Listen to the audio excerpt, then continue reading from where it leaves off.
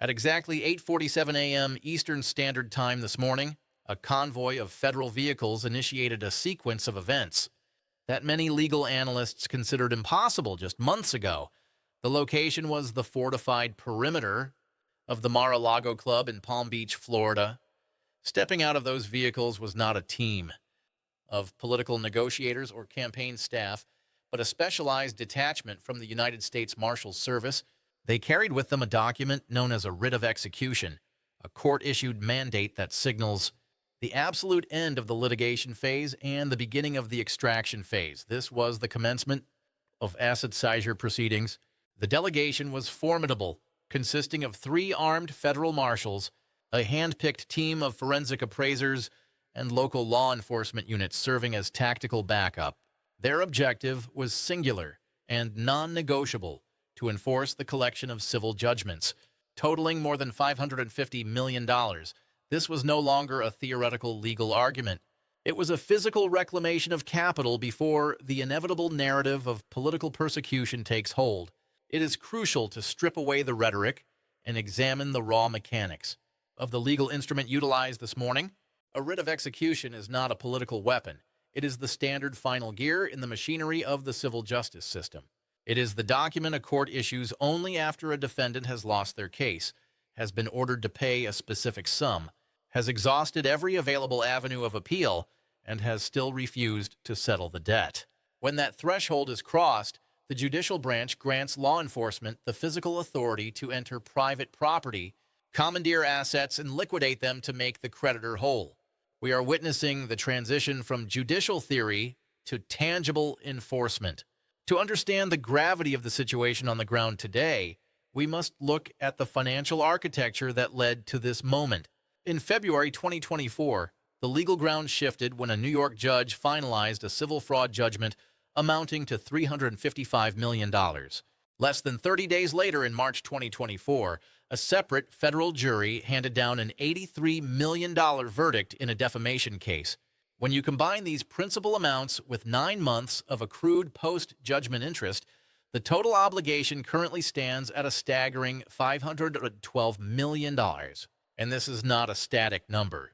The interest alone operates like a distinct financial penalty, compounding at a rate of approximately $130,000 every single day. The defense attempted to fight these rulings, filing appeals that were systematically reviewed and denied. The judgments are now irrevocable under the strict letter of the law. When a civil penalty is finalized and the debtor remains defiant, the state is obligated to initiate asset seizure. I am going to walk you through the precise chronological sequence that compelled federal marshals to breach the perimeter of the property this morning. We are going to track this seizure operation through to its absolute conclusion, analyzing every court filing and asset valuation as it happens. If you prioritize raw intelligence and operational facts over the diluted narratives found on cable news, you should ensure you are subscribed to this channel. The timeline of collapse began on February 16, 2024, when Judge Engeron entered the initial judgment requiring the return of $355 million in ill-gotten gains, attaching a punitive interest rate of 9% annually. Weeks later, on March 8th, the federal jury in the E. Jean Carroll defamation case added another $83.3 million to the ledger. Within a span of 3 weeks, the combined debt obligation hit $438 million. The defense immediately moved to appeal, which is standard procedure. However, the New York legal system has a built-in safeguard for creditors. To pause the enforcement of a judgment during an appeal, the defendant is legally required to post a bond. By April 2024, the deadline to post this collateral arrived. While a $91 million bond was secured for the Carroll case, the fraud judgment remained unsecured. The defense petitioned the court to waive the bond requirement, pleading financial impossibility. The court's response was immediate and cold. The waiver was denied. The statute is unambiguous. Either you secure the debt with a bond, or the judgment becomes immediately enforceable by June. The judgment creditors, the entities owed this money, filed motions authorizing the beginning of the asset seizure. The process had formally begun. On August 15th, the court ruled that since no proper bonds were in place, the shield protecting the defendant's assets was lifted. Enforcement was greenlit and asset discovery was authorized, allowing creditors to hunt for valuable assets globally. Throughout September, the creditors utilized their subpoena power to penetrate the financial veil of the defendant's empire and identify targets. The Mar-a-Lago compound, the penthouse at Trump Tower, the portfolio of golf courses, and various liquid bank accounts. The legal vice tightened significantly on October 9th when the appellate division formally denied the appeal regarding the fraud judgment. This exhausted the state-level remedies. Then on October 23rd, the deadline to appeal the Carroll judgment to the Supreme Court expired without a filing. At that moment, both judgments crystallized into finality. The total debt, swollen by interest, had crossed the $500 million mark to $512 million. On November 1st, the creditors pulled the trigger, filing for writs of execution in both Florida and New York. By November 7th, the Florida court issued the specific writ authorizing the action against Mar-a-Lago. This morning, U.S. Marshals executed that order. It took exactly 9 months from the initial judgment to the physical seizure. At every junction of this timeline, whether to post bond, to pay directly to negotiate a settlement, or to liquidate assets voluntarily, the defense chose the strategy of delay. But in high-stakes civil litigation, delay carries a quantifiable price. During those 9 months of stalling, the debt expanded by an additional $41 million in interest alone. Now, we must examine what the marshals are actually empowered to seize under current statutes. Florida is known for its homestead exemption, a legal protection that generally prevents the seizure of a primary residence to satisfy civil judgments. However, the legal classification of Mar-a-Lago is far from simple. While it serves as a residence, the property is legally charted as a private club. It operates as a commercial enterprise, charging initiation fees in the range of $200,000 and annual dues of $14,000. It is a venue for weddings, galas, and corporate events. The most damaging piece of evidence is a document from 1993. Signed by the owner himself, this converted Mar-a-Lago into a private club to secure tax benefits and zoning allowances. This agreement restricts anyone from living on the premises for more than 21 days per year. Florida courts have established that if a property functions primarily as a business, it forfeits the homestead protection. Mar-a-Lago is, in the eyes of the law, a commercial club. This likely strips away the shield of homestead exemption. This opens 3 distinct categories of assets for seizure. The first category is business assets. This encompasses everything required to run the club: the furniture in the lobby, the commercial kitchen equipment, the fleet of maintenance vehicles, the golf carts, and the inventory of merchandise. All of this is fair game. The second category is personal property located on commercial premises. This includes the artwork hanging in the ballrooms, the antique furniture in the dining areas, and the chandeliers in the corridors. If an item is housed within the commercial footprint of the club, it is considered seizable. Reports indicate that paintings valued in the millions are displayed throughout the semi-public areas of the club. These are now considered assets available for liquidation. The third and most significant category is the real property itself, the land and the structures. Seizing the deed to the property requires additional legal proceedings and can take months or even years to finalize. However, if the court definitively rules that no homestead protection applies, the entire compound could essentially be put on the auction block. There is a profound irony in the valuation of this property.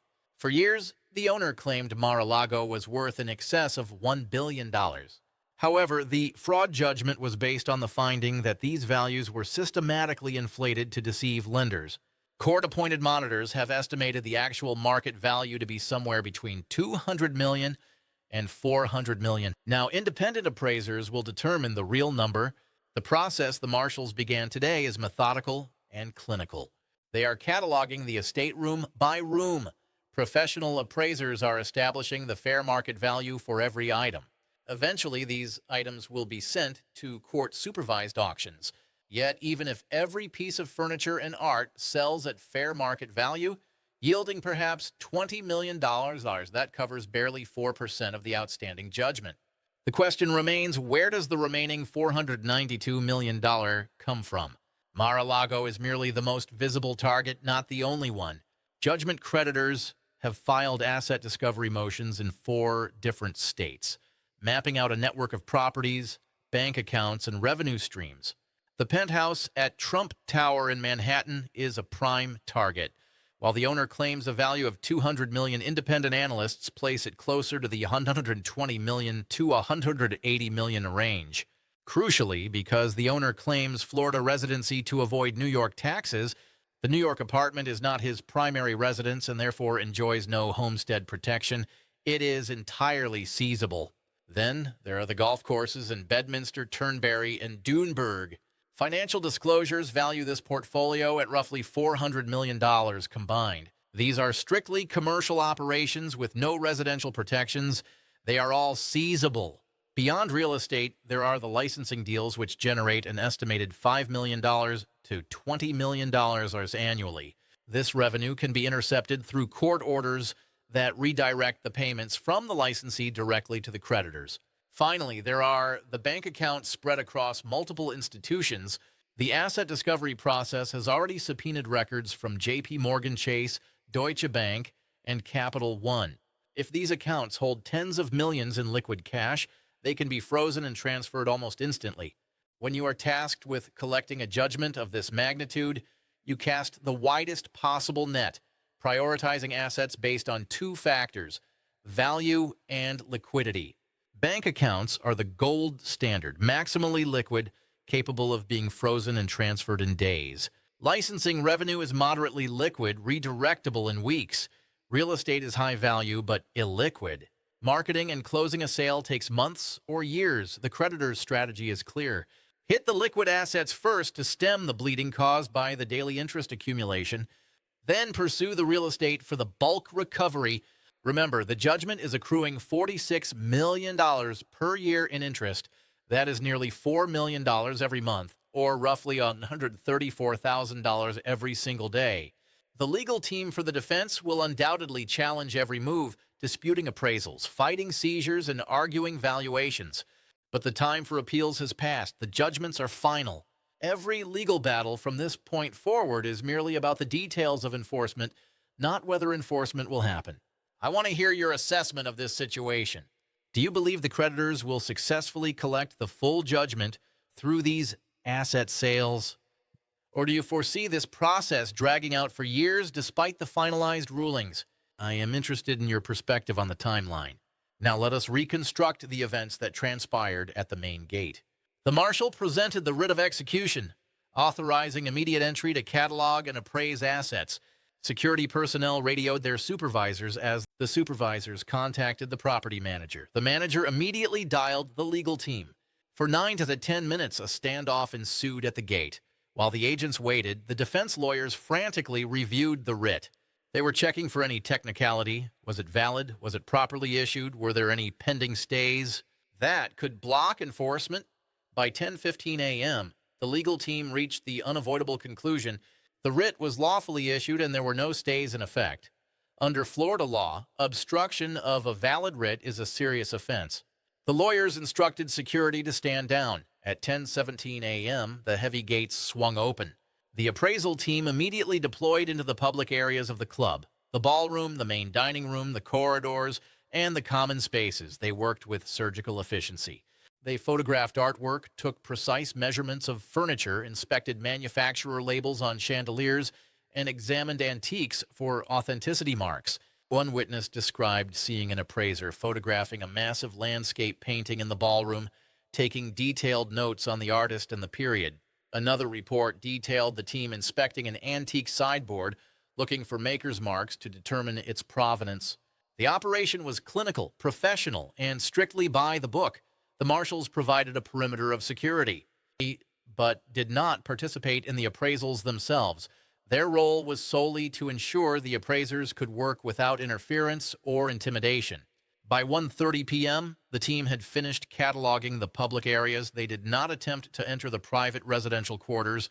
The convoy departed the grounds around 2 p.m., concluding nearly 6 hours on site. The real work begins tomorrow. Appraisers will start valuing assets, researching sales, and consulting databases. By next week, they must submit valuations to the court so creditors can request auctions. For one who assumed wealth provides immunity, federal law enforcement cataloging possessions represents a confrontation with reality. The law refused to negotiate. The writ was valid and entry mandatory. Compliance was the only option. This is what accountability looks like: physical, immediate, and undeniable. The process continues tomorrow at Trump Tower and next week at New Jersey golf courses. The system is functioning methodically, but it is functioning. This specific case establishes 3 critical precedents that will affect civil judgments for decades to come. First, it shatters the myth that wealth creates immunity from judgment enforcement. For generations, wealthy defendants have utilized a standard playbook: file endless appeals, hide assets within shells, move capital offshore, and delay until the creditors run out of money and resolve, eventually settling for pennies on the dollar. We saw this with O.J. Simpson's civil judgment, where the Goldman family pursued assets for 25 years, eventually collecting only $30 million of the $33.5 million owed. We saw it with the victims of Bernie Madoff, where marshals seized everything from his watch to his wife's jewelry, sending the message that you either pay voluntarily or you pay through seizure. Rudy Giuliani is currently facing a similar reality with $148 million in defamation judgments, as creditors pursue his apartments, his Mercedes, and his World Series rings. The process is identical. The resistance is identical. This case demonstrates that when creditors possess the resources and determination to fight back, and when courts maintain their enforcement authority, the system provides a viable path to collect even the most massive judgments. It is not guaranteed, and it is certainly not fast, but it is real. Second, this highlights that civil consequences can achieve a level of accountability, even when criminal prosecution does not. The fraud judgment in question was civil, not criminal. There is no threat of prison time attached to it. However, civil judgments carry their own arsenal of powerful tools: asset seizure, business dissolution, and long-term financial monitoring. The defendant is already barred from operating businesses in New York for 3 years. These are accountability mechanisms that function when criminal prosecution is unavailable or unsuccessful. Criminal cases require proof beyond a reasonable doubt, a remarkably high bar. Civil cases require only a preponderance of the evidence, a significantly lower threshold. When the criminal justice system faces obstacles, civil judgments offer an alternative, highly effective route to accountability. Third, visible enforcement creates public accountability. Legal filings and court dockets are invisible to the vast majority of Americans, but the image of U.S. Marshals arriving at Mar-a-Lago penetrates the public consciousness in a way that paperwork never could. It makes abstract legal judgments concrete. It demonstrates that the legal system acts even when the defendant is wealthy and politically connected. That visibility is crucial. It affects the public perception of equal justice. It influences whether other creditors believe enforcement is actually possible. When U.S. Marshals execute a writ against property owned by a former head of state, it sends a clear message: the law does not stop at wealth or status. What determines success in cases like this isn't the size of the judgment, it's persistence. When creditors refuse to give up and courts enforce strict timelines, the system can work. Today it did. Over the next 2 weeks, 3 developments will decide whether this enforcement leads to real payment or more legal warfare. First, appraisals. Preliminary valuations are due November 22nd. If Mar-a-Lago is valued around $20 to $30 million, it barely dents the judgment. If it approaches $80–100 million, creditors may prioritize auctions there. Low numbers mean immediate action on other assets, including Trump Tower. Second, legal countermoves. What the defense files next will reveal their strategy. Emergency motions signal panic. Asset-by-asset challenges mean they've accepted seizure. Silence could indicate behind-the-scenes negotiations. Third, settlement pressure. Asset seizure often triggers real settlement talks. When possessions are cataloged, legal risk becomes real. A structured payment deal may now be cheaper than prolonged litigation. The timeline is set: appraisals by November 22nd, legal responses immediately after, and possible settlement talks in the background. Appeals failed, enforcement followed, the system functioned. Subscribe to follow this through to potential auctions, and comment below which matters most to you: appraisals, legal challenges, or settlement talks. One final note: civil penalties may be minor compared to what comes next. This seizure has triggered a new DOJ investigation into possible obstruction of justice during enforcement. That development changes everything. Click here to see the evidence.